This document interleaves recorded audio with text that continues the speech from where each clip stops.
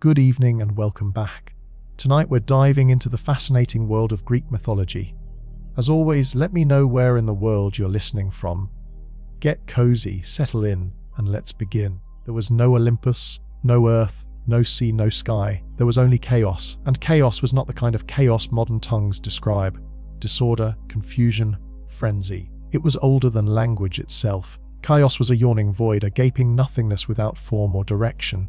It was not evil, nor good, nor even neutral. It simply was. A darkness so complete that even darkness had no meaning, for there was nothing to cast shadows upon. From that ancient nothing came the first stirrings of existence.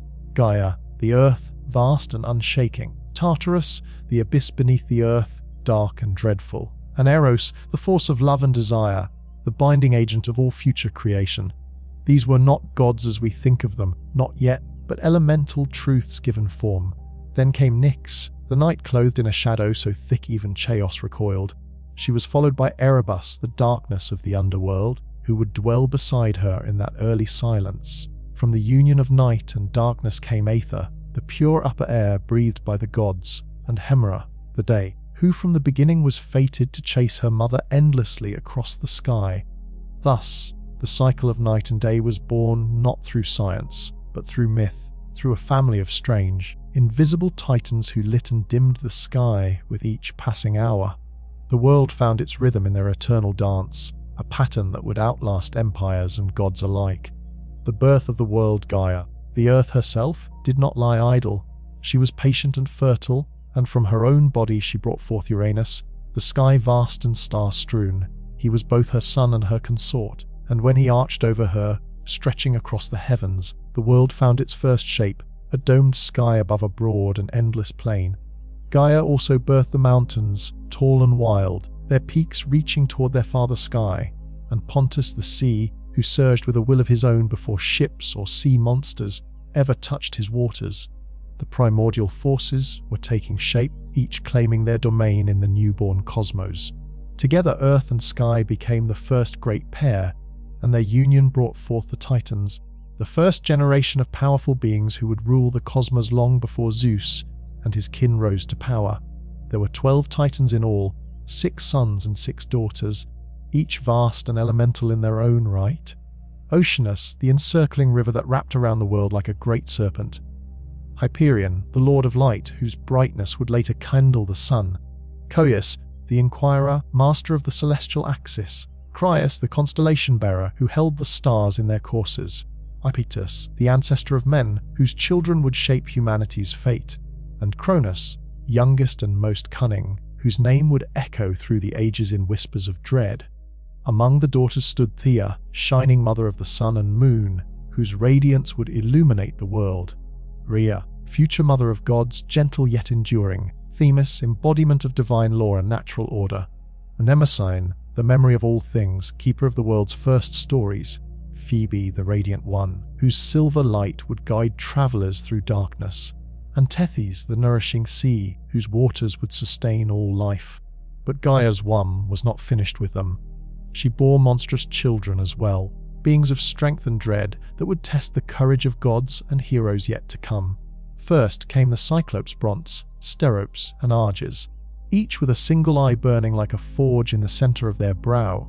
They were the smiths of lightning, strong and simple, and they feared no god nor giant. Their hammers would one day forge the weapons that would shake the heavens. Then came the Hecatonchires, the 100-handed ones Cottus, Briareus, and Gais, each of them enormous and terrible to behold, with 50 heads and 100 arms each, capable of stirring the very foundations of the world when enraged. They were strength incarnate, power without limit or restraint. Uranus, though lord of the sky, trembled at the sight of these monstrous offspring. Ashamed and frightened by their grotesque strength, he forced them back into Gaia's womb, the depths of earth itself, and sealed them there, hidden away beneath layers of rock and grief. Gaia groaned beneath their weight. The earth, once proud and nurturing, now suffered with every breath. It was in this pain that she began to scheme, to dream of vengeance against the sky who had wronged both her and their children. The first seeds of rebellion were planted in that moment, watered by a mother's tears and nurtured by injustice. The castration of Uranus, the union of Gaia and Uranus, earth and sky, was the first great marriage of the cosmos. It was not a marriage of altars or witnesses, but of necessity and nature.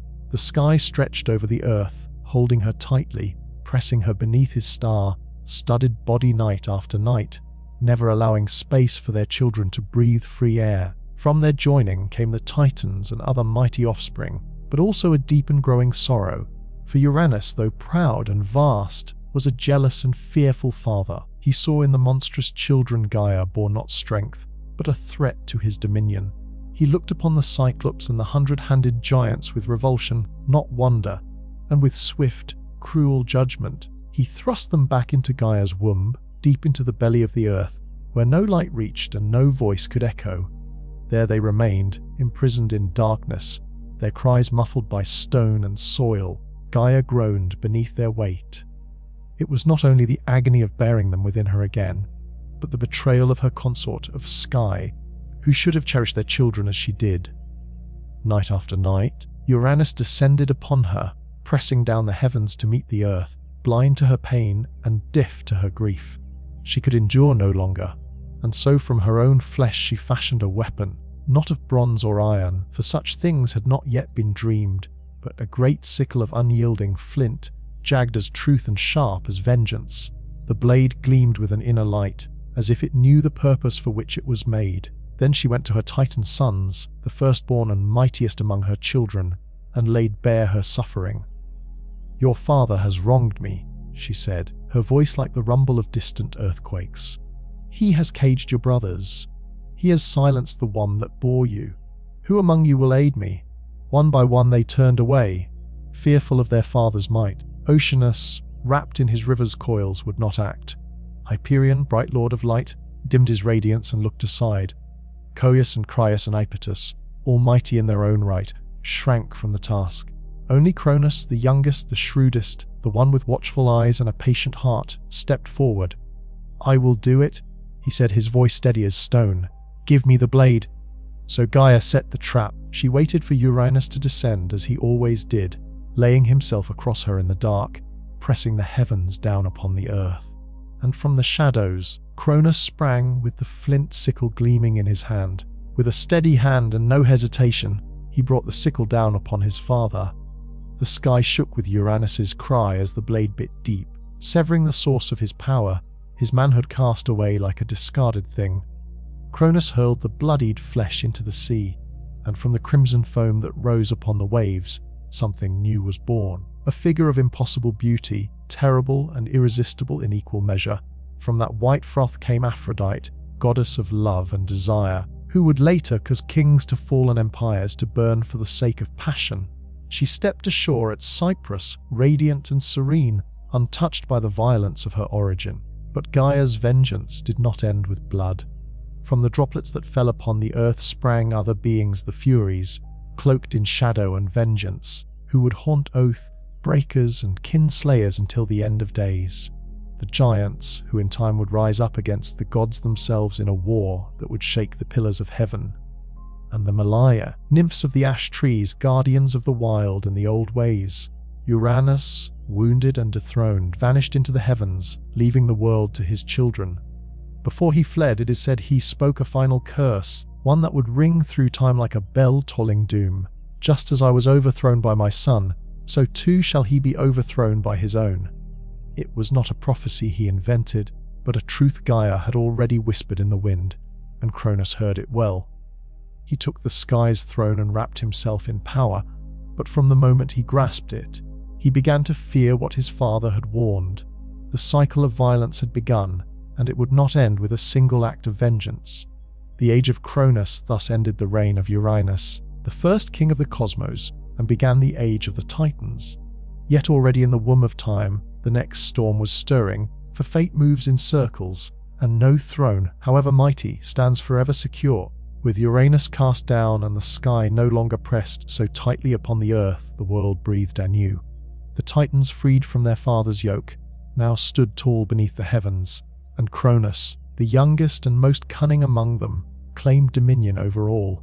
He was not a god of chaos or cruelty, as his father had been in the end, but he ruled with a cautious and suspicious heart.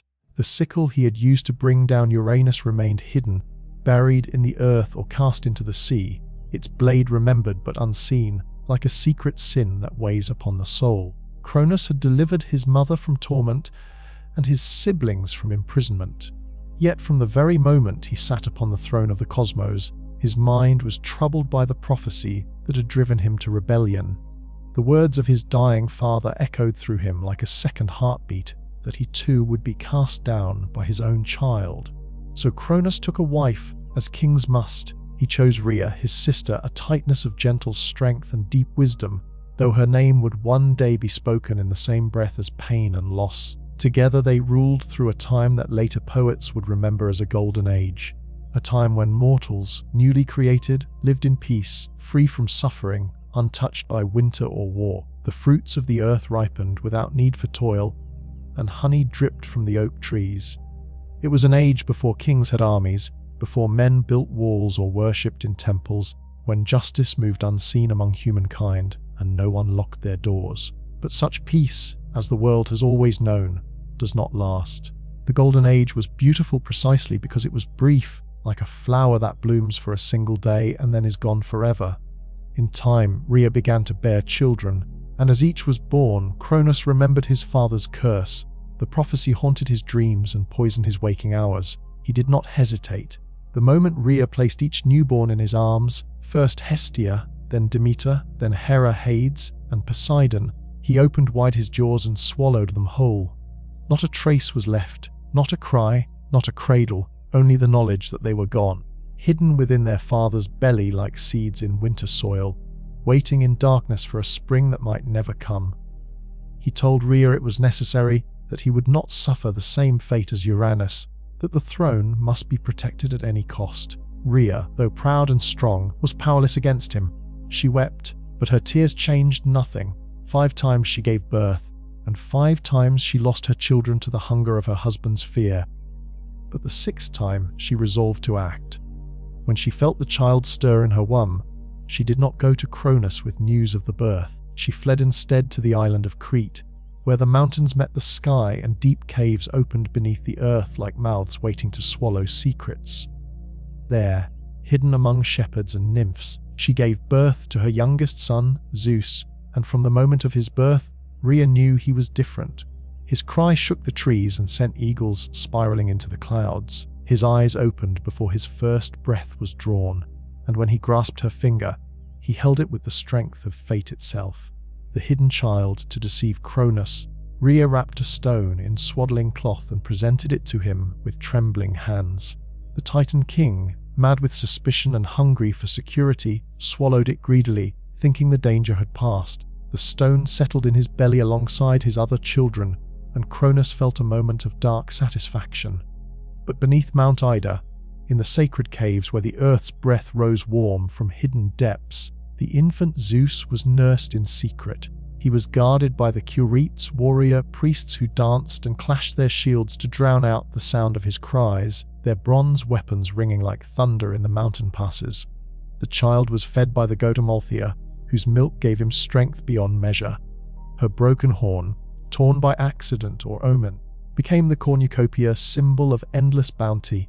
When Amalthea died, Zeus hung her hide among the stars in her honor, and her memory became part of the sky he would one day command. But he was not born for stargazing or solitude. The blood in his veins was thick with prophecy, and his bones carried the weight of rebellion. As he came of age in those hidden caves, his strength grew daily, fed not just by divine milk, but by the knowledge of his destiny. Gaia herself began to stir, remembering the betrayal of Cronus, the pain of her imprisoned sons, the 100-handed ones, and the Cyclopes buried deep in Tartarus. Her vengeance had not ended with Uranus. It had only been delayed, gathering force like a storm that builds beyond the horizon. With words as old as stone, she whispered truth into Zeus's dreams. She told him of his swallowed siblings, alive but imprisoned within their father's belly. She spoke of the Cyclopes and Hecatonchires, chained in darkness, waiting for a liberator, and in his waking hours she guided his steps toward allies who would help him claim his birthright. First, she led him to Metis, the tightness of wisdom. whose counsel was shrewd and whose loyalty leaned toward the future rather than the past. Metis was daughter of Oceanus and Tethys, blessed with intelligence that could see through deception and craft plans within plans.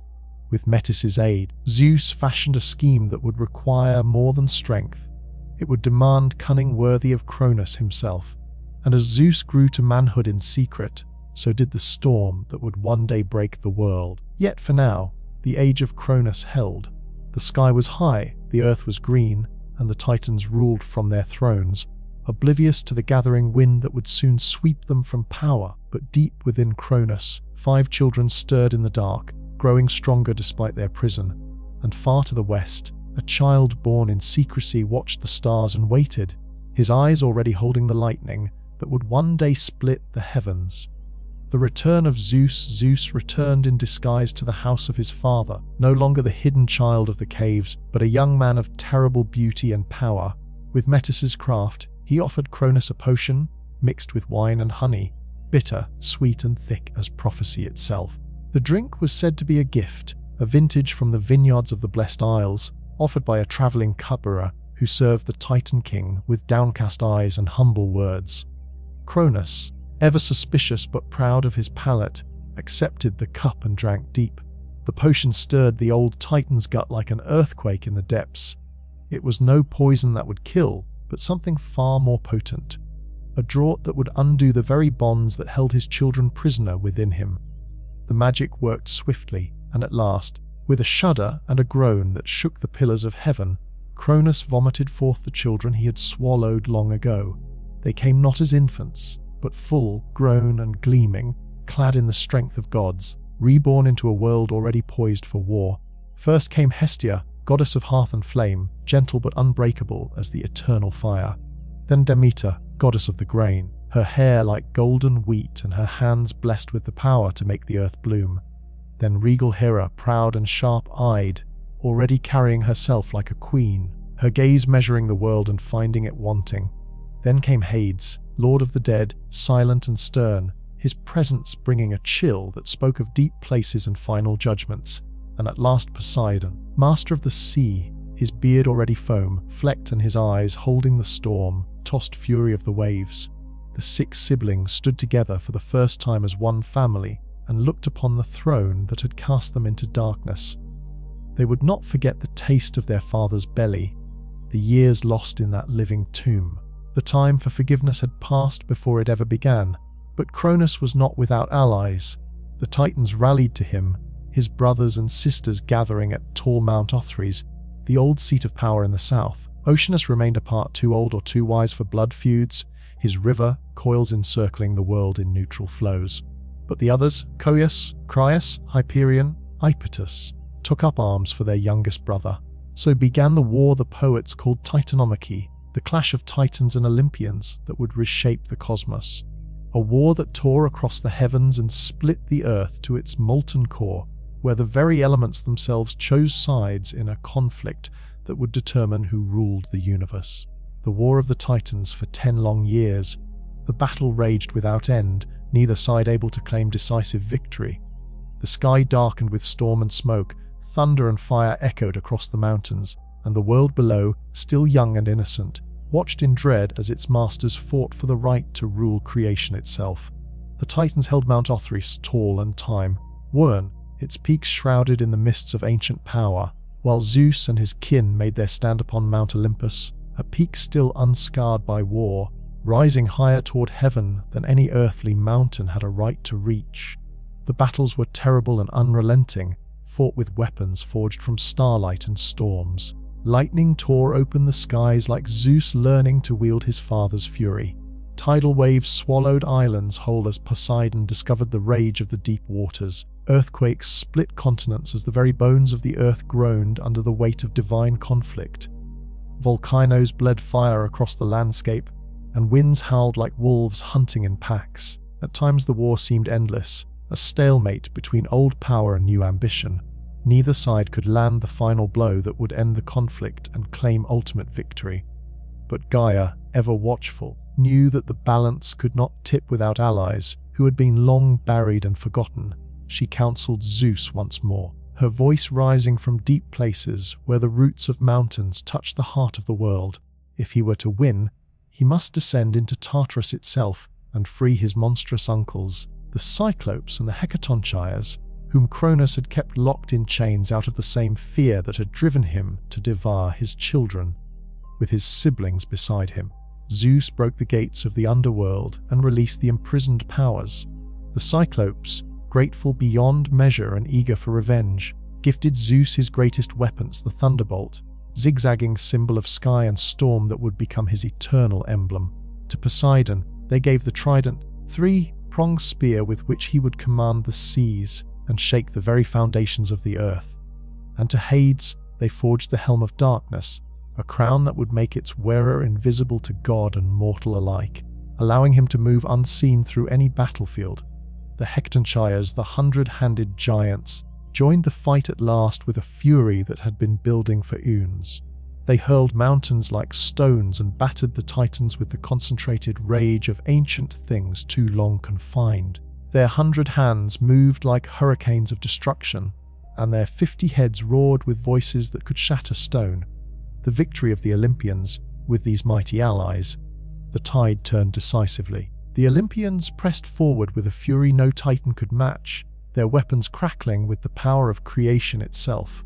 Cronus, proud and unyielding, fought to the last breath, but even he could not stand against the combined might of his children and the primordial forces they had unleashed. The prophecy, as always, unfolded without mercy or deviation. The father fell to the son, just as Uranus had fallen to Cronus before him. The Titans were defeated one by one, their ancient strength finally overwhelmed by the new order rising to replace them. Zeus did not slay them, for even in victory he understood that some powers are too fundamental to destroy. Instead, he imprisoned them as his father had done before him, casting them deep into Tartarus behind bronze gates that would never rust or break, bound in chains forged by the 100-handed ones themselves. Only a few escaped that fate. Prometheus and Epimetheus, the sons of Iapetus, had sided with the gods during the war, their foresight showing them which way the winds of fate were blowing. Atlas, strongest of the Titans, was condemned to hold up the heavens for all eternity, his shoulders bearing the weight of the sky so it would never again press down upon the earth. And Themis, embodiment of divine law, was spared because she foresaw the justice of the Olympians' rule and submitted to their authority with grace. So ended the reign of the Titans after countless aeons of rule. The sky cleared of its battle smoke, and the world, scarred by fire and earthquake, began slowly to heal. The throne passed to Zeus not by birthright alone, but by might and wisdom and fate fulfilled in fire and blood. Yet even as he claimed the heavens and raised his thunderbolt in triumph, the shadow of Cronus's curse lingered behind him like the echo of an old song that refuses to fade. For power once seized must always be watched, and no ruler, god or mortal, sits secure forever upon their throne. The division of the world, when the war was over and the world lay quiet beneath the sky once more, the victors stood amidst the rubble of creation. The Titans were chained in the depths of Tartarus, their groans swallowed by that black abyss from which no echo returned.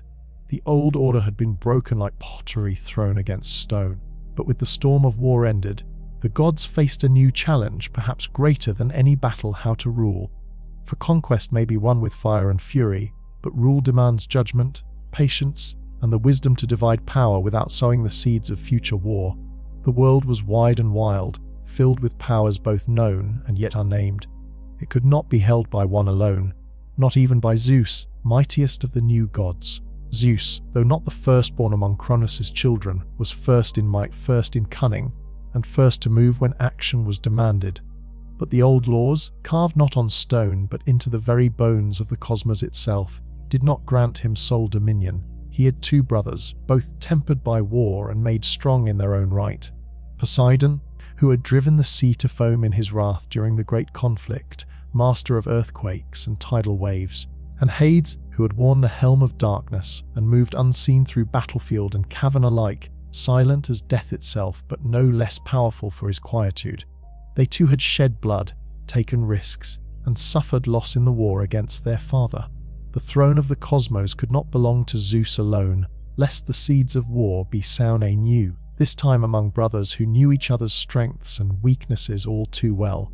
And so the three gathered in council, Zeus, Poseidon, and Hades, and cast lots to divide the realms of the world. Not through bickering or force of arms, but by fate itself did the dice fall.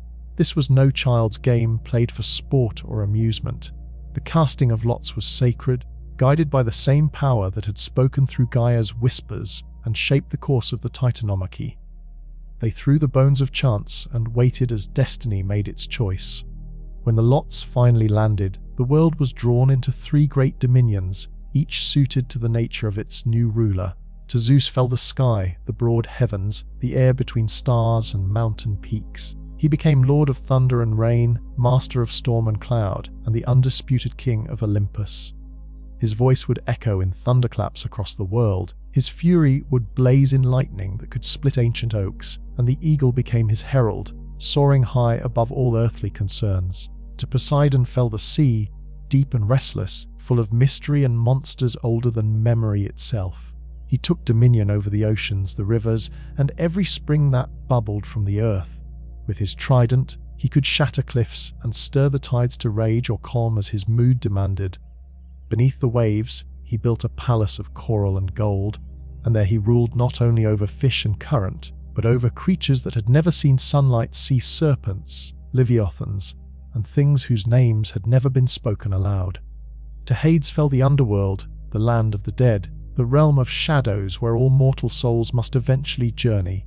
It was not a prize most would have chosen, but Hades took it with quiet resolve and stern dignity. He ruled the shadowed realm with unwavering justice, his kingdom hidden beneath the earth where the sun did not shine and the living feared to tread. There he became master of the shades, judge of mortal souls, and guardian of the wealth hidden in the deep places, gems, metals, and secrets lost to time. Though men feared his name and whispered it only when necessary, Hades kept the balance between life and death with a steady hand, and it was said he never once broke the laws he was sworn to uphold. The common realm, the earth itself, Gaia's own flesh and the stage upon which all dramas would be played, was left as a common realm, shared by all three brothers. The mountains belonged to no single god, the fields were roamed by mortals and spirits alike, and the forests grew wild under no single banner. It was a realm in between, where gods might walk and mortals might glimpse them, but it was also where ambition brewed and fate would continue to work its quiet will. The earth became the meeting ground where divine and mortal affairs would intertwine in stories of love, betrayal, heroism, and tragedy. Thus the world was ordered sky, sea, and underworld. The three brothers, now kings in their own realms, swore mighty oaths not to war among themselves, lest the world break anew and chaos return to claim what order had built. They established their thrones and gathered their followers, each creating a court suited to their domain. On Mount Olympus, high above the clouds where mortal breath could not sustain life, Zeus called the gods to council. There beside him stood his sisters and the other immortals who would shape the age to come. The old world of the Titans had passed away, and the age of Olympus was about to begin, the creation of mankind long before men raised cities of marble or carved their prayers into stone. The earth was green and wild beneath an empty sky. The gods ruled their domains in splendid isolation, but the world below lacked something essential: voices to sing hymns, hands to build altars, hearts to appreciate the beauty of creation. It was Prometheus, a titan of the old blood who had sided with Zeus during the Great War, who first imagined the shape of humanity. His name meant forethought, and it suited him well. He was gifted with the ability to see farther into the future than most immortals cared to look. Prometheus was no friend to Cronus, nor had he ever been counted among those chained in Tartarus. During the Titanomachy, he had chosen Zeus's cause, not out of love or loyalty to the young god, but out of wisdom. His prophetic sight had shown him which side would triumph, and he preferred to be on the winning side of history. But Prometheus was also cursed with compassion, a trait that would prove both his glory and his doom. He looked upon the earth, beautiful but silent, and felt it needed more than beasts and birds to make it complete. Some say he sculpted the first humans from clay beside the banks of a river, his fingers smoothing mud into limbs that could work and build. his breath giving them the spark of life that separated them from mere animals. Others claim he molded them in the image of the gods themselves, upright and thoughtful, gifted with the spark of invention that would allow them to create wonders. However it happened, the first mortals were made, and they were pitifully weak compared to the beasts around them. Soft of skin, slow of foot, lacking claws or fangs, or thick fur to protect them from the elements. They were naked beneath the sky, trembling in winter, defenseless against the wolves and lions that stalked the forests. Prometheus looked upon his creations with growing pity. He went to Zeus and asked that humanity be given a gift, something to help them survive the harsh world, something to raise them above the level of mere animals struggling for survival. But Zeus refused with the cold logic of a king who had only recently won his throne. He saw in mortals not promise, but potential peril. These creatures might grow strong, might challenge the gods, might upset the cosmic order he had fought so hard to establish. Let them live, Zeus declared, but let them know their place. Let them fear us as they fear the storm and earthquake. Fire belongs to the immortals alone. The hearth flame of Hestia, the thunderbolt I wield, the forge of Hephaestus. These are not for mortal hands to touch. The theft of fire, but Prometheus, stubborn in his compassion and defiant in his righteousness, could not accept this judgment. In secret, under cover of night, when even the gods slept, he climbed to the realm of the immortals and approached Hephaestus's forge. There he committed the crime that would define him for all time. He stole fire from the gods themselves. Not a great blazing torch that would be noticed, but a single flame hidden in a hollow fennel stalk, small enough to carry undetected but precious beyond measure. Carrying this divine spark down from Olympus, he gave it to humanity, and with that gift, everything changed forever. For the first time in the world's history, fire crackled beneath the stars in hearths built by mortal hands. Smoke rose in spirals above the treetops, visible proof that something new had entered the world. Light pushed back the darkness of night, and humans no longer huddled in caves, afraid of every shadow. With fire came warmth that could keep them alive through the winter months. With fire came the ability to cook food, making it safer and more nourishing. With fire came the power to work metal, to forge tools and weapons that could help them shape their environment. And perhaps most importantly, with fire came the first technology, the first step on a long road that would lead to civilization itself. Around those first fires, humans gathered to share stories, to plan hunts, to organize their societies. Language flourished in the firelight, and with language came law, art, religion, and all the things that separate civilization from mere survival. But fire also brought defiance. For the first time, mortals possessed something that had belonged exclusively to the gods. They had tasted divine power, however small, and that taste changed them. They began to dream of greater things, to imagine possibilities beyond mere subsistence. With fire came ambition, and with ambition came both greatness and the seeds of future suffering. The punishment of Pandora Zeus was not long in discovering the theft, for the gods see all that transpires beneath their gaze. His fury was terrible to behold, lightning crackling around him like a living crown, thunder rolling from his voice like judgment itself. To punish humanity for accepting Prometheus's gift, Zeus conceived a punishment as clever as it was cruel. He commissioned the gods to create what appeared to be a blessing, but was in truth a curse wrapped in beauty. Hephaestus shaped her from clay, as Prometheus had shaped the first humans, but with infinitely greater skill. Every curve was perfect, every feature flawless beyond mortal ken. Aphrodite breathed into her an irresistible charm that would make hearts race and judgment falter. Athena clothed her in silver raiment and taught her the arts of weaving and handicraft.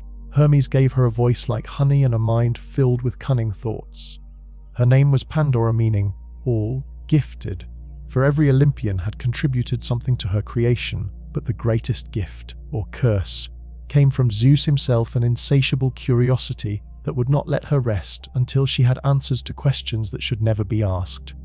Along with Pandora, Zeus sent a sealed jar, mistranslated in later ages as a box, containing all the sorrows that would ever plague humanity: disease and death, toil and heartbreak, envy and madness, war and famine, and countless other miseries that had never before touched the mortal world.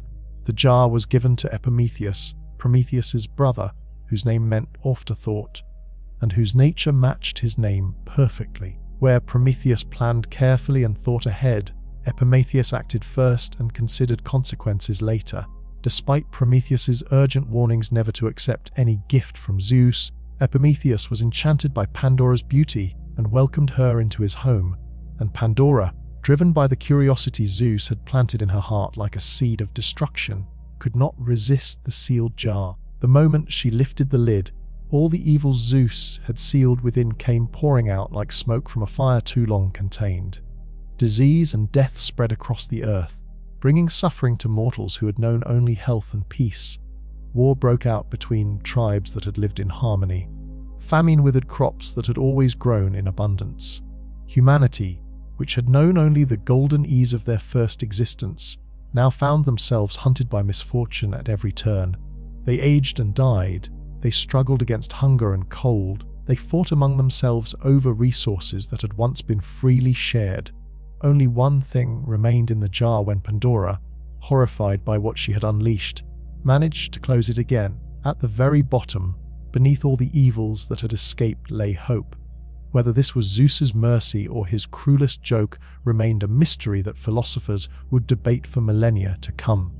The punishment of Prometheus, but Prometheus's punishment was yet to come, and it would be far more personal than the suffering of the mortals he had tried to help.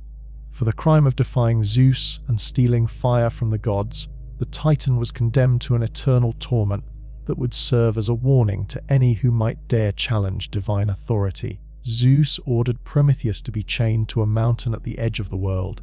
Some say the Caucasus, others a peak lost to myth and time. There he was bound with chains forged from adamantine, the strongest substance in creation, unbreakable even by divine strength. Each day an eagle born of monsters or sent directly by Zeus would descend from the sky and feast upon Prometheus's liver, tearing at his flesh while he remained conscious and aware of every moment of agony. Each night his immortal body would heal completely, regenerating the organ that had been devoured, and each morning the eagle would return to begin the torture anew. He was immortal, so the suffering could never kill him, could never grant him the mercy of oblivion. He endured this punishment for ages beyond counting, long after kingdoms rose and fell, long after the mortals he had helped forgot the name of their benefactor.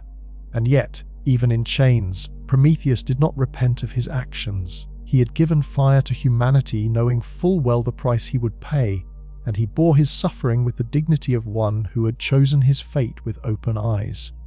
More than that, he possessed a secret that protected him even in his torment, knowledge that Zeus feared above all else. Prometheus knew the identity of the woman who would one day bear a son destined to overthrow the king of the gods, just as Zeus had overthrown Cronus, and Cronus had overthrown Uranus before him.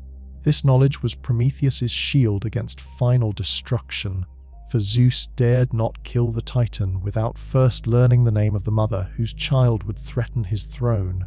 And so Prometheus endured, bound but unbowed, as mortals far below lit fires in the darkness and told stories of the god who had dared to steal heaven's flame for their sake. The ages of humanity, the gods, for all their glory and power, did not confine their attention to the high halls of Olympus. They watched the world below with keen interest, observing how humanity struggled, thrived, and changed across the long centuries. It was Hesiod, the shepherd poet of Boeotia, who first divided the long march of human existence into distinct epochs, each marked by the character of its people and their relationship with the immortal powers. He saw 5 ages in humanity's story: golden, silver, bronze, heroic, and iron, each one reflecting humanity's slow descent from divine favor, with one glorious exception. In the beginning was the Golden Age, and it was unlike any time that followed in human history. This first generation lived during the reign of Cronus, before the gods had learned to fear rebellion and before the earth bore the weight of war or want.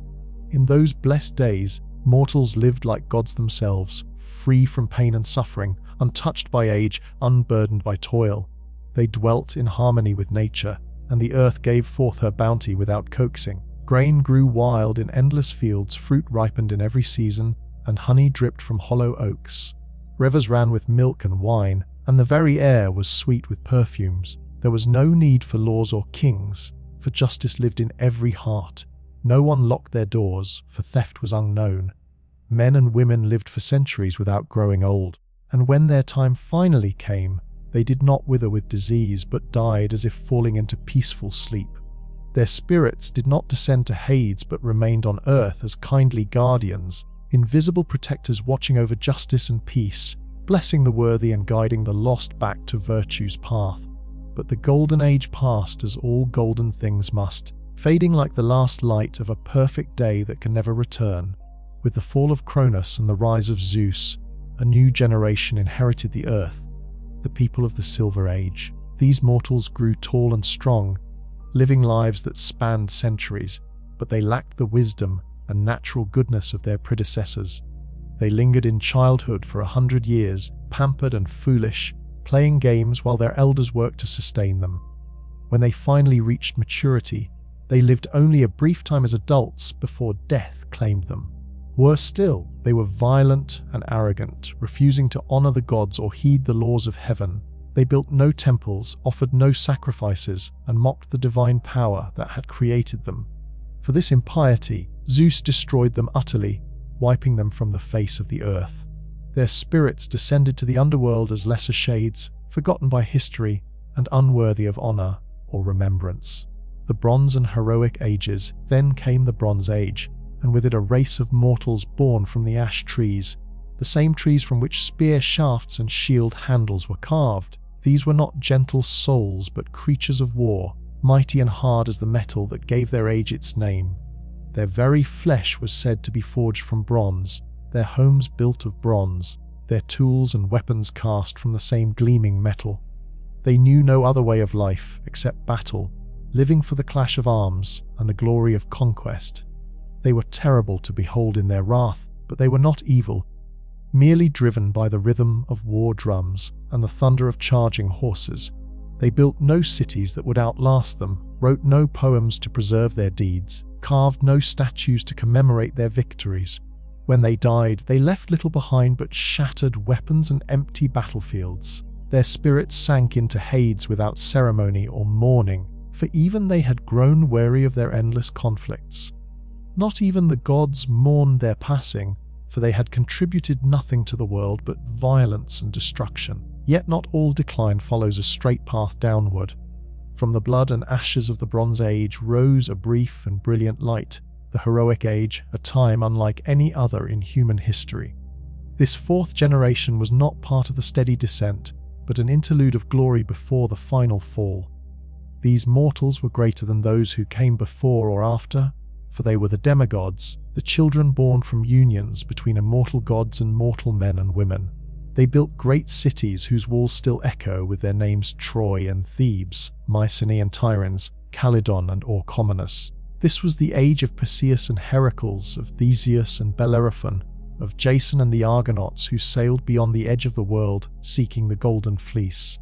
It was the time of Achilles, whose rage became the subject of epic song, and of Odysseus, whose cunning mind could outwit gods themselves. They fought great wars against monsters that had never known defeat, the Hydra with its regenerating heads, the Nemean lion whose hide could not be pierced, the Chimera that breathed fire and devastation. They sailed to impossible lands, descended into the realm of death itself, and performed deeds that mortal men were never meant to accomplish. Many died young, their lives cut short by the very greatness that defined them. But their deaths were glorious, their names preserved in song and story that would outlast empires. Some were granted places in the Elysian fields, that paradise beyond the western sea where heroes dwell in eternal sunlight and peace. The Heroic Age did not last, such brightness never can, but while it burned, it lit the entire world with its radiance, giving humanity stories and ideals that would inspire every generation that followed. The Iron Age, and then came the age that Hesiod called his own, the Iron Age, the time of struggle and sorrow in which we still dwell today. This is an age grown old and heavy, where mortals must labor from dawn to dusk just to survive, planting seeds in stubborn soil and raising children amid the constant threats of war, famine, and disease.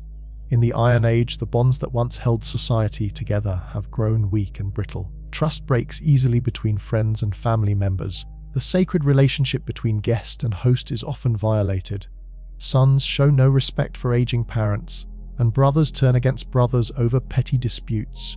Justice, once tall and golden, now walks with her eyes covered, unable to bear witness to the crimes committed daily in every land. Lies are spoken as often as truth, oaths are broken for small advantage, and might makes right in too many places. Yet humanity endures, building cities that reach toward the clouds, creating art and literature that captures the beauty still present in the world. People still fall in love, still sacrifice for their children, still show kindness to strangers and courage in the face of overwhelming odds. It is said that one day even this Iron Age will pass, that Zeus will cast down his thunderbolt in final judgment and humanity will vanish from the earth like smoke on the wind. But until that day comes, mortals continue to struggle and hope, to dream of better times and work to create them. And perhaps that hope, fragile though it may be, is the most precious gift of all, the one thing that remained in Pandora's jar when all the evils of the world had escaped. For as long as hope survives, the human story continues, and new heroes may yet arise to match the glory of the ages past. Perseus, the first hero in the time between the age of gods and the age of ordinary mortals. There came a generation unlike those before or after, children born from divine blood and mortal wombs, shaped by both Olympus and earth.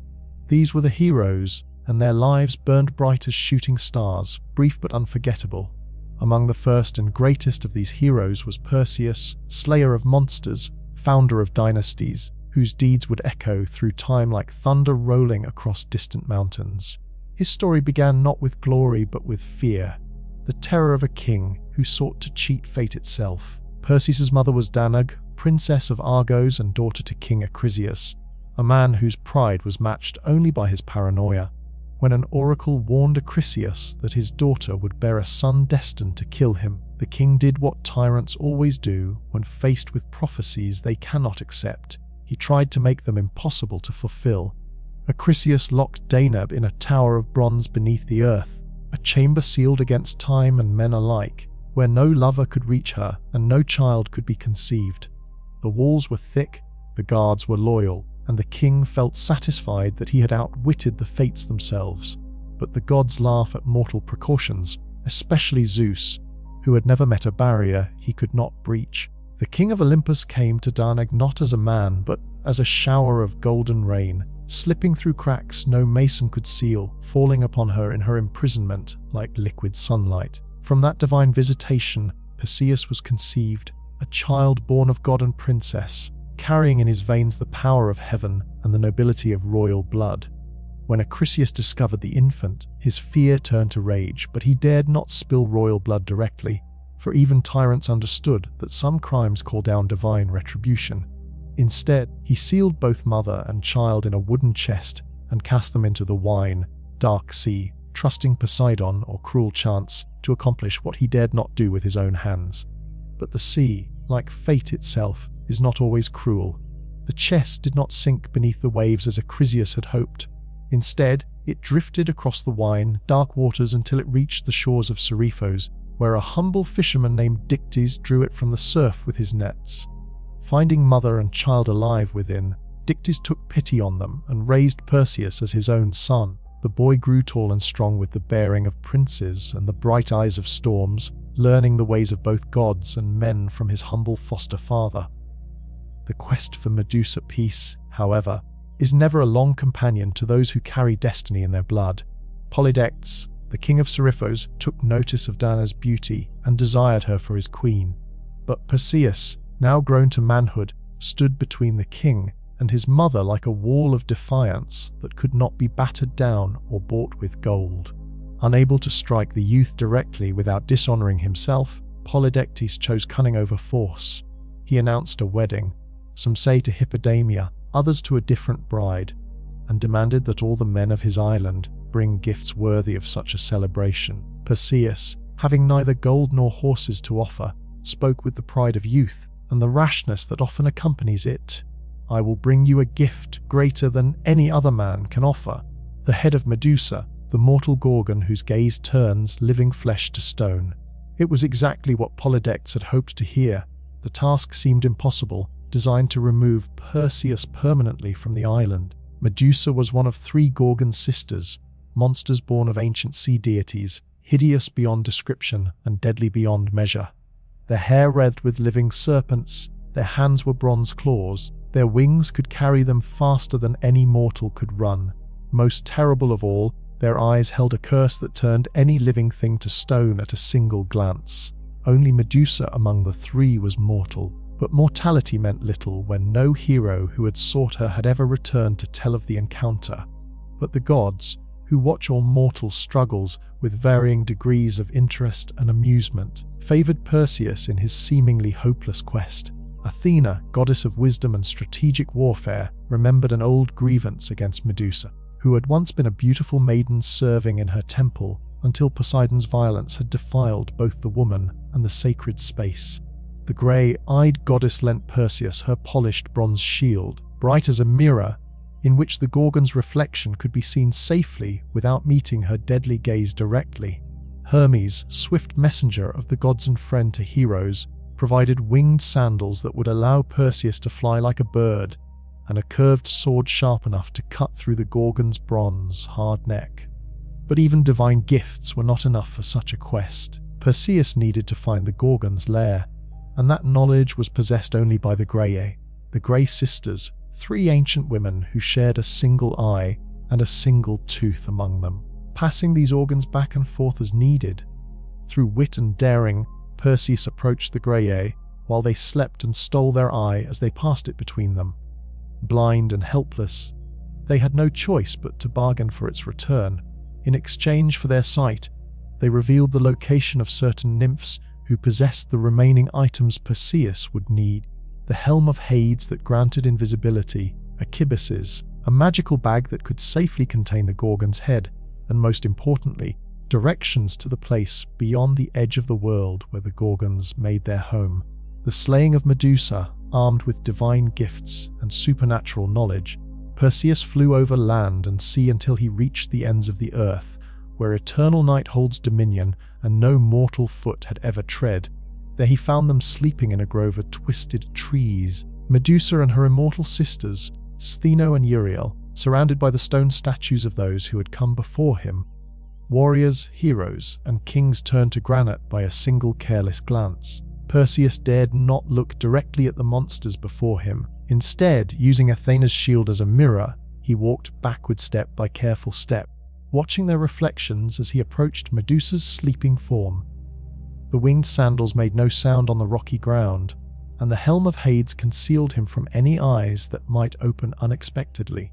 When he stood directly over the sleeping Gorgon, Perseus raised Hermes' sword, and still watching only her reflection in the polished bronze, brought the blade down in a single perfect stroke. The sword cut through Medusa's neck as easily as if it were made of clay rather than flesh and bone.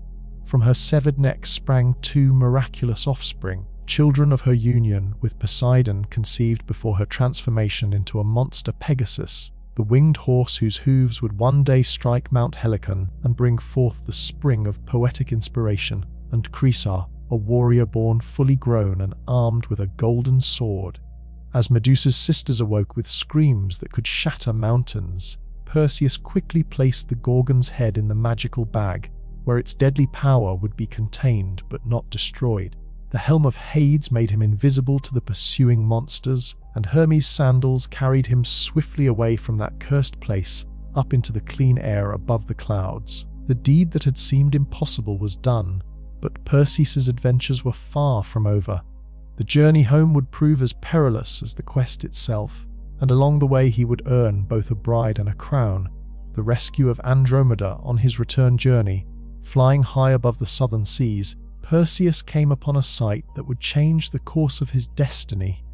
Chained to a rocky outcropping that jutted from the waves like an accusing finger stood a maiden of surpassing beauty, left as sacrifice to appease the wrath of the sea. This was Andromeda, princess of Ethiopia, daughter to King Cepheus and Queen Cassiopeia. Her mother's vanity had brought this doom upon her, for Cassiopeia had boasted that her daughter's beauty surpassed that of the Nereids, the sea nymphs who served as Poseidon's court. The sea god's anger was swift and terrible. He sent a monster from the deep, Cetus, a creature part whale, part dragon, with jaws large enough to swallow ships and scales that could turn aside any weapon forged by mortal hands. The beast ravaged the Ethiopian coast, destroying fishing fleets and coastal cities with equal fury. Only one sacrifice would appease Poseidon's wrath. The oracle declared Andromeda herself must be given to the monster. With heavy hearts, her parents had chained their daughter to the rock and left her to await her terrible fate. Perseus, seeing both her beauty and her innocence, felt his heart move to pity and something deeper. He descended from the sky like a falling star and offered to rescue the princess if her father would grant her hand in marriage. Cepheus, seeing no other hope for his daughter's survival, gladly agreed to the bargain. When Cetus rose from the depths, its massive form casting a shadow across the waves, Perseus was ready. He drew Medusa's head from the magical bag and held it before the monster's eyes. The creature's roar of challenge became a death rattle as the Gorgon's power turned its flesh to stone, creating a new island where the petrified beast sank beneath the waves. Perseus freed Andromeda from her chains and claimed her as his bride, winning not only a wife but also a powerful ally in King Cepheus. Their wedding was celebrated with great joy throughout Ethiopia, and when they departed for Perseus's homeland, Andromeda followed willingly, her heart filled with love for the hero who had saved her from a fate worse than death. The fulfillment of prophecy, when Perseus finally returned to Seriphos with his bride and his terrible prize, he found that Polydectes had never expected him to survive his quest. In Perseus's absence, the king had pressed his suit upon Danag more forcefully, and she had been forced to take sanctuary in a temple to escape his unwelcome advances. Perseus's homecoming was not the joyful reunion he had hoped for, but an opportunity for justice long delayed. He strode into Polydectes' palace, where the king was feasting with his court, and announced that he had returned with the promised gift. When Polydectes mocked him and demanded proof of his impossible claim, Perseus reached into the cabesus and withdrew Medusa's head. The Gorgon's eyes, still potent in death, swept across the feast hall like the gaze of doom itself. Polydectes and all his courtiers were transformed to stone where they sat, their expressions of disbelief frozen forever in marble. Dictys, the kind fisherman who had raised Perseus as a son, was made king of Seriphos in Polydectes' place, and he ruled the island with the same gentle wisdom he had shown the foundling boy so many years before. But prophecies, once spoken by the oracles, do not fade with the passage of time or the completion of heroic quests. Perseus knew that he was still destined to kill his grandfather, Acrisius, despite having no desire for such a patricidal act. When Perseus travelled to the mainland with Danag and Andromeda, word of their coming reached Acrisius, who remembered the oracle's warning about his grandson. The old king fled from Argos rather than face the young hero, but fate is not so easily avoided. At the funeral games held for a neighbouring king, Perseus participated in the athletic competitions, throwing the discus with the superhuman strength inherited from his divine father. The bronze disc flew farther than any mortal could have hurled it, arcing high through the air before striking an elderly spectator in the crowd. That man was Acrisius, who died instantly from the blow, never knowing that his death had come not from malice, but from the accident long foretold by divine prophecy. So the circle closed, as prophecies always do, despite every effort to prevent their fulfillment. Perseus had become the instrument of his grandfather's doom, though he bore no guilt for a fate that had been written in the stars before his birth. Perseus founded the city of Mycenae and established a dynasty that would produce heroes for generations to come. From his bloodline would spring Heracles, mightiest of all mortal heroes, ensuring that Perseus's legacy would endure long after his own adventures had passed into legend. Heracles, the mightiest hero. If Perseus was the first great hero of the age, then Heracles was undoubtedly the mightiest, a man whose strength became the measure by which all other heroes were judged. His name thundered across every land touched by Hellenic culture, carrying weight like mountains and inspiring awe like distant lightning. Heracles was not merely strong in body, though his physical power was beyond mortal measure, but he embodied something larger than individual prowess.